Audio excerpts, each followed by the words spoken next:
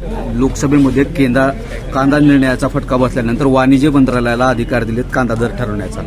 काय एकूण आपली खासदार म्हणून त्याच्यावरती प्रतिक्रिया असणार आहे? मला इतकंच म्हणायचं आहे की प्रत्येक ह्या देशात राहणाऱ्या माणसाला त्यानं उत्पादित केलेल्या वस्तूचा भाव ठरवायचा अधिकार आहे आणि त्याच्यावर नफा कमवायचा अधिकार आहे. त्याच पद्धतीनं शेतकऱ्यानं सुद्धा स्वतःच्या रक्ताचं पाणी करून पिकवलेल्या पिकाचा भाव ठरवायचा अधिकार असणं गरजेचं आहे.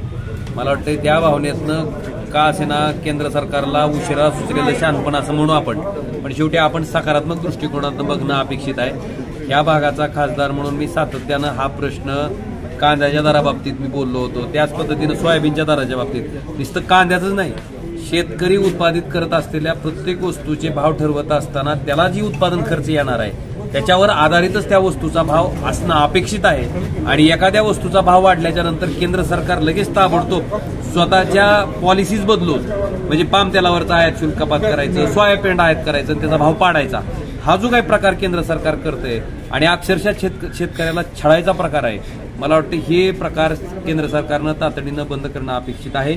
त्यांचं निश्चितपणे ह्या निर्णयाचं स्वागत करू, पण नुसतंच त्या डिपार्टमेंटकडे काढून ह्या डिपार्टमेंटकडे दिलं म्हणजे लगेच सगळं काही साध्य झालं असं म्हणण्याचा अर्थ नाही. केंद्र सरकारनं त्या डिपार्टमेंटकडे दिलंय, वाणिज्य विभागाकडे दिल्याच्या नंतर वाणिज्य विभागानं कांद्याचे जे दर आहेत ते नियंत्रित करत असताना किमान शेतकऱ्यानं उत्पादित केलेल्या उत्पादन खर्चाचा विचार करून त्या ठिकाणी ते दर ठरवावे इतकेच अपेक्षित आहे. ताजे अपडेट मिळवण्यासाठी उस्मानाबाद न्यूजला सबस्क्राईब करा आणि बेल आयकॉन प्रेस करण्यास विसरू नका.